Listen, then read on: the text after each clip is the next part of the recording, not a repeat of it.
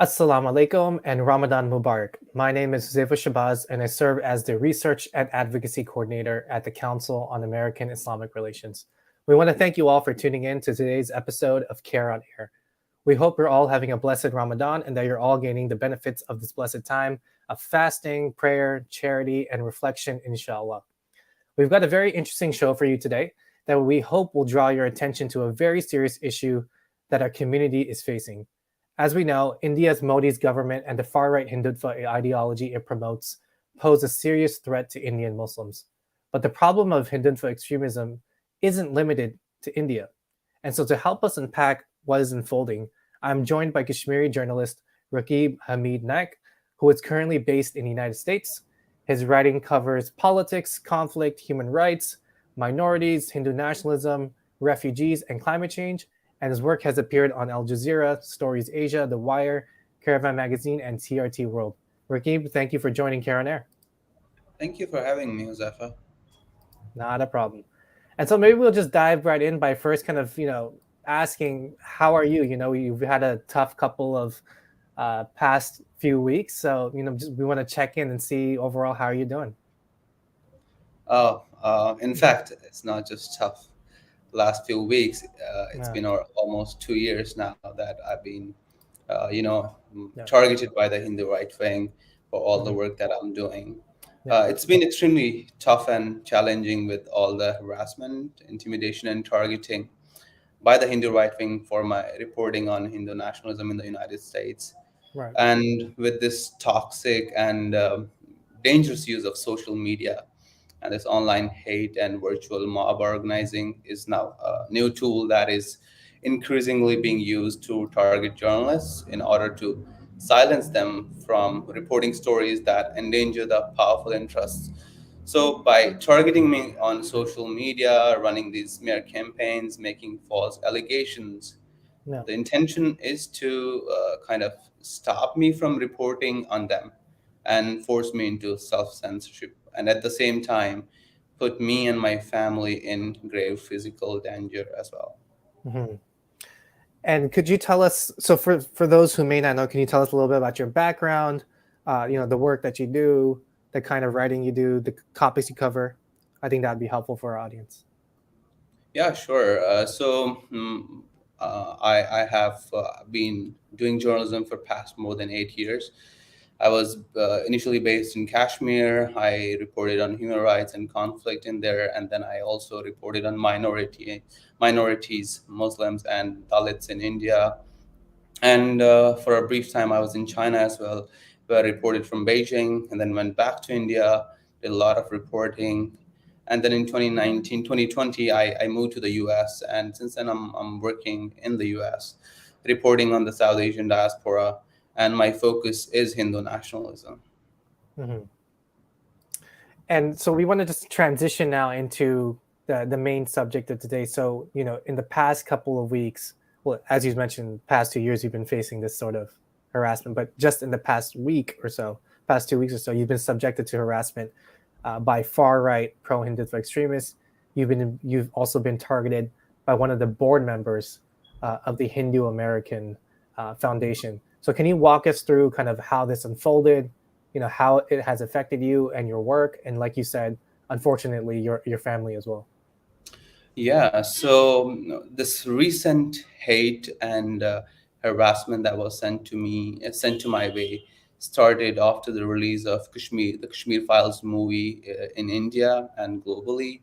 So there are a lot of claims. There is a lot of propaganda that is being put out by this movie, and my initial reaction was that as a Kashmiri, there are a lot of allegations being made against me and my community. So what can I do? So because in Kashmir, everyone has been effectively silenced by the state, so there was no one to come out and talk about it, counter it. So as someone who is living outside Kashmir, outside India, in a safe zone, it was my responsibility to come out and put things in perspective, put facts in public. So I did my own research, put out a thread, clarifying that this Kashmiri Pandit genocide thing is actually a Hindu nationalist construct that they have been long pushing to target Kashmiri Muslims. That's how I put that thread out, and it went viral on social media. A lot of people started talking about it, like, they got to see the other side of the picture as well, that this is in fact not true. Yeah. And afterwards, there was one claim made by Vivek Ranjan Agnihotri, the director of Kashmir Files film, that the state of Rhode Island had officially recognized the Hindu genocide, the Kashmiri Hindu genocide. And I reached out to the senator who issued that. It was just a citation, not recognition from the state of Rhode Island. And I called out that claim, and it was later on carried by a lot of Indian publications, fact check, and put it Yeah. out that it was a false claim. And that was the second thing that pinched them hard. And the third one, when the Hindu American Foundation board member, he was asking his followers, he has a good following, 18,000 people following him, and he was asking them what was the immediate emotion you felt after watching the Kashmir Files movie. And one right-wing handle that is extremely Islamophobic calls Muslims as snakes, and calls pitches for using violence against them, says that we should pay them a hundredfold back in their own coin. And then Raju Pandit replies with a retribution comment and a thumbs up. And that was actually an endorsement of what that guy was saying, to, like, if movie shows that Kashmiri Muslims killed, let's say, 4,000 people, rape, and did all the bad things, so we should pay them back in pay them back 100 times. So that was the kind of, like, Yeah. hate and calls for genocidal violence being promoted by a Hindu American Foundation board member, and I put it out in the tweet.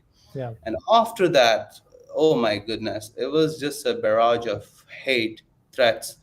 I mean, I can't even explain. Like, I was thinking to deactivate my account. Like, it was. I mean, this time they went to all the extremes.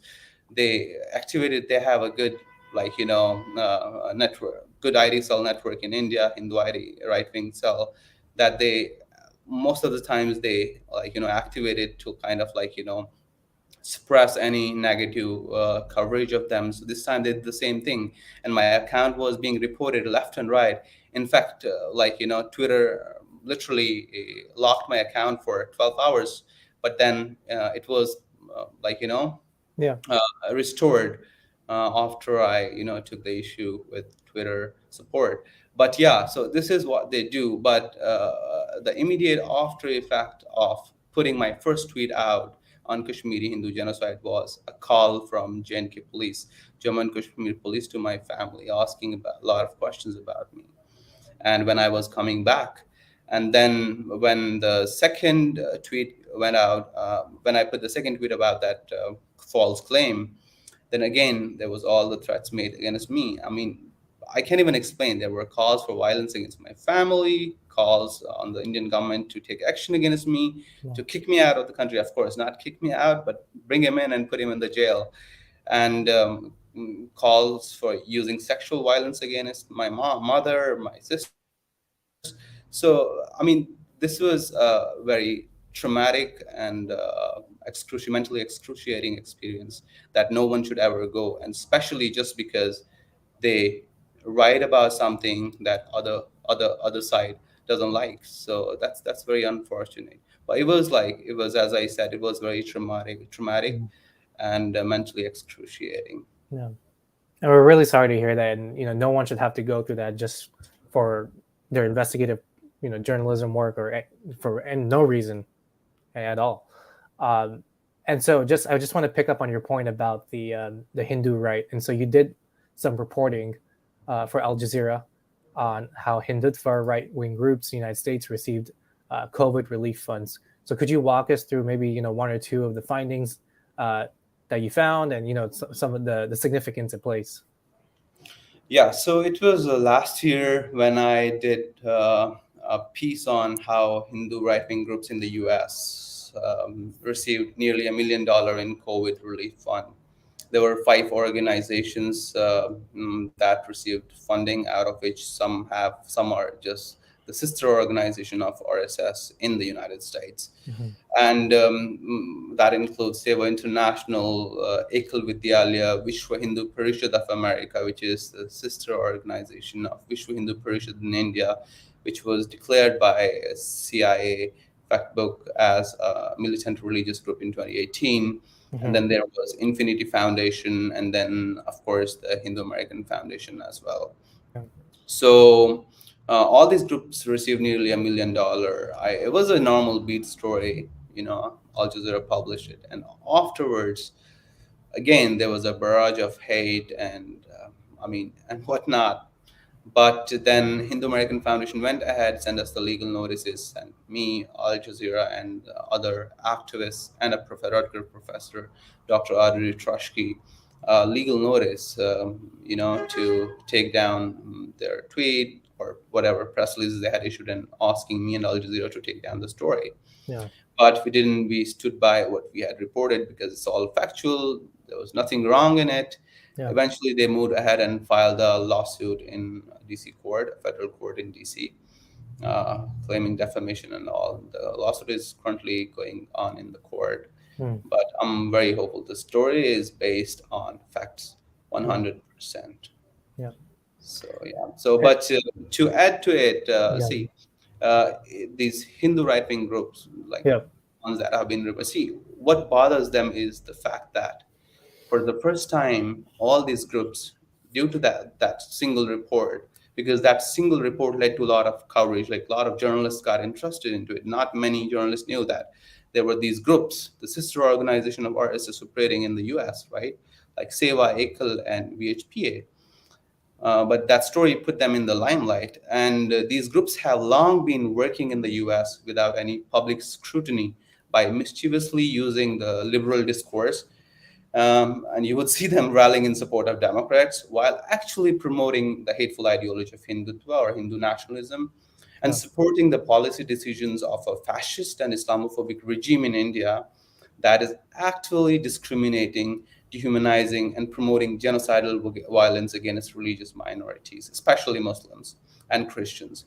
And it's important for journalists like me to report on the penetration of such a hateful ideology in diaspora and bring the orgs and individuals supporting this ideology under the public scrutiny.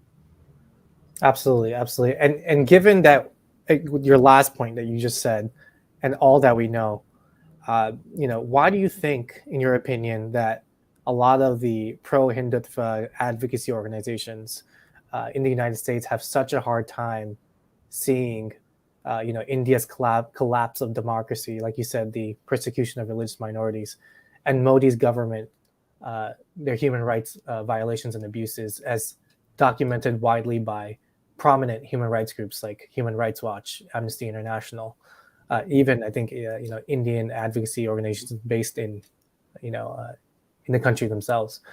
So why do you think that's the case? Why do you think they have such a hard time seeing that? See, first of all, I would like to correct you. These are not just pro-Hindutva organizations.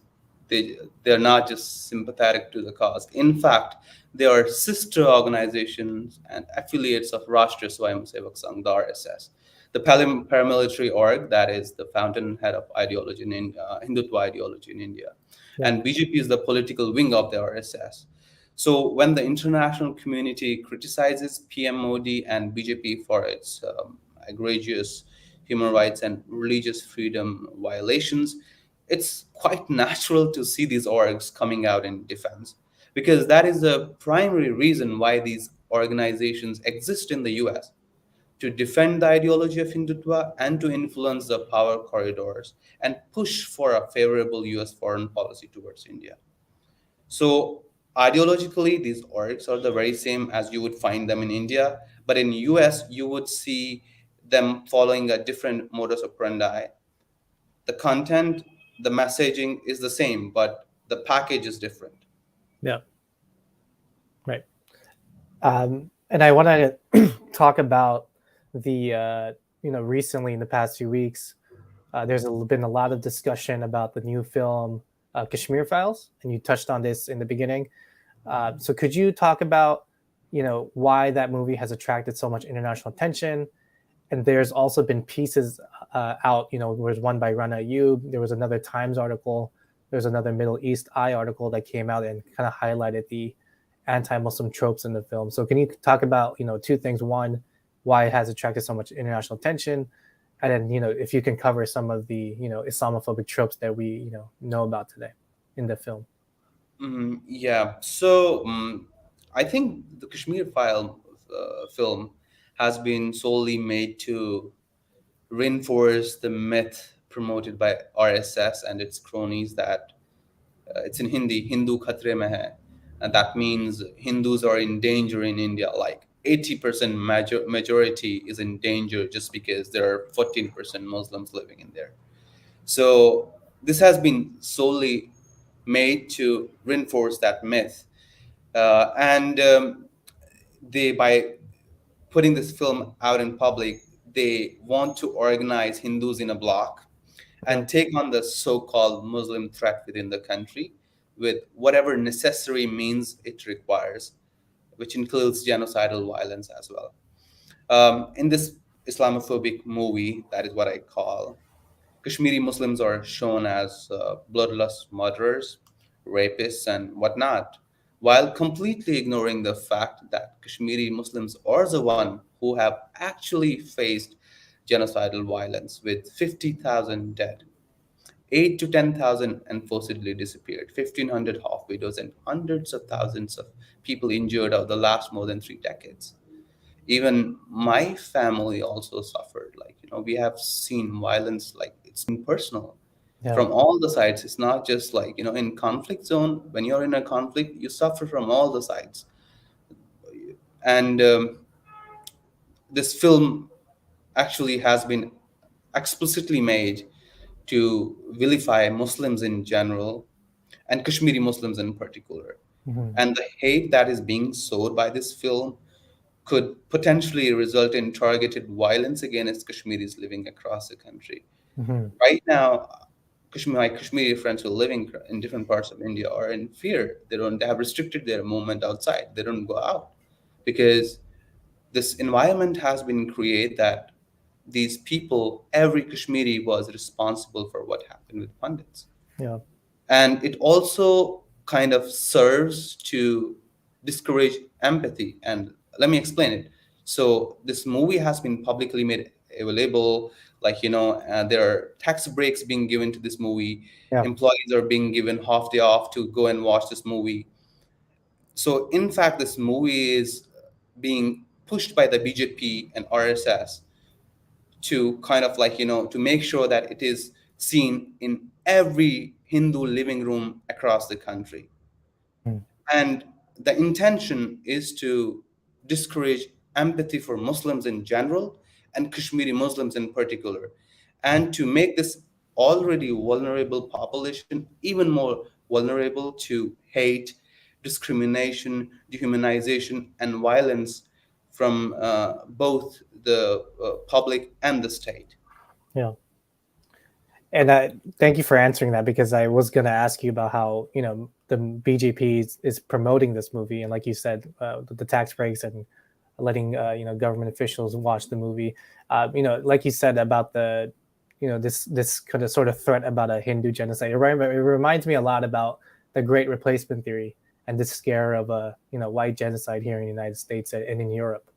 But in any case, I want to ask a follow up. So, in your opinion, what do you think the film says about the direction India is headed in the next few years?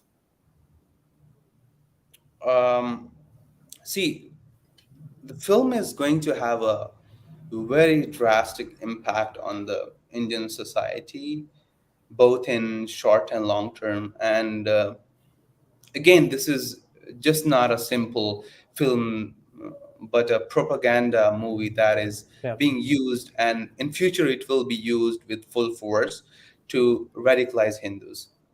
And those who have covered Hindu nationalism and those who know how they radicalize Hindus by weaponizing history and making a lot of fabricated and false claims that Muslims were invaders who killed Hindus and plundered their country. the Kashmir Files is just going to be an extension of that propaganda, which will be shown in the Hindu nationalist training camps. RSS organizes these daily shakas, these camps across the country. And I am very sure, and I think as we are talking right now, this might be happening there. They will show this movie, particular movie, to these in these Hindu nationalist training camps for many years to come, to project Muslims as sort of an internal threat to the country and to Hindus, and to mobilize the Hindu crowd to commit genocidal violence against the members of the minority community.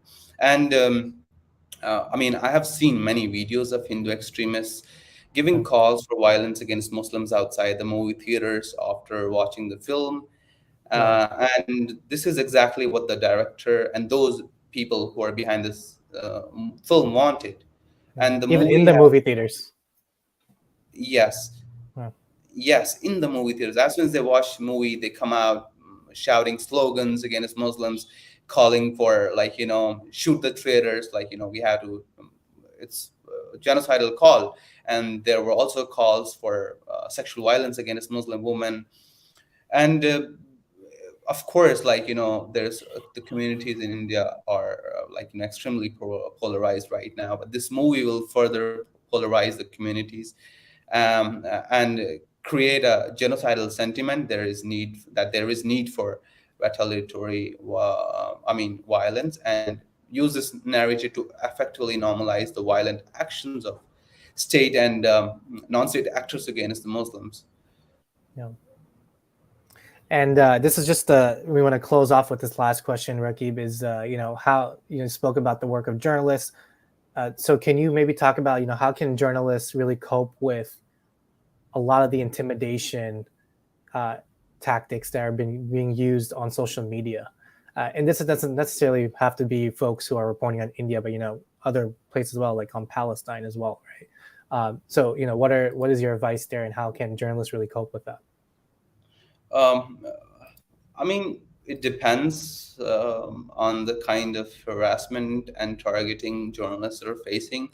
But what I do myself is that as soon as it starts, see, I mean, we have to understand that this whole online mob organizing, I call it, like, virtual lynching of journalists and critics, takes a heavy toll on journalists' mental health, and it causes real world violence if their family is somewhere in the targeted region where this ideology or flourishes, where this regime is based.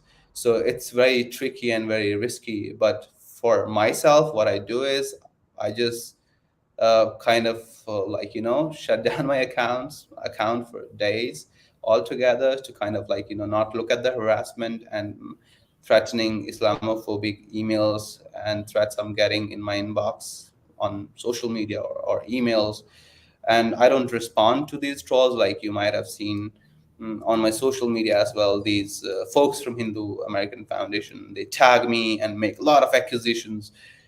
Last year, I was for them, I was an executive of an organization in the US, and this year they just reduced it down to consultant. Even they're not sure, like, Yeah. uh, these false accusations they make.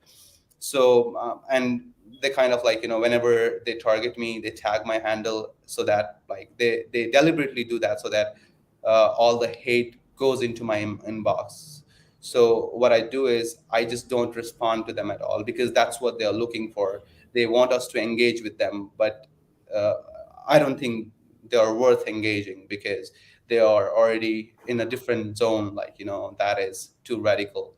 Yeah. And they are not open to listening to the opinion of the other side. So I don't respond to them. I don't engage with them. And as I said, I don't check my social media for days. I mute and block the trolls, Mhm. all those hateful accounts Yeah. that send me all this hate. And of course, ultimately, when I do this, I go back to my colleagues, friends, and family to take their support, to kind of, like, feel normal, feel sane. So these are the techniques Yeah. that I use, but there are Yeah. many more, and with each situation, techniques might differ. Yeah. Well, Raqib, that's all the questions we have for you. I want to take this opportunity to say thank you. Thank you for an informative conversation. I'm sure our viewers are enjoying it, and they'll be able to watch this again if they missed out on this session. But again, thank you for joining us, and we look forward to hosting you again for another episode on CAIR and Air. Thank you. Thank you for having me, Zafa. No problem. And for our viewers, thank you so much. CAIR and Air views Tuesdays and Thursdays at 3 p.m. Eastern Time. And we hope that everyone is having a blessed Ramadan. And until then, we'll see you next Thursday at 3 p.m. Assalamu alaikum.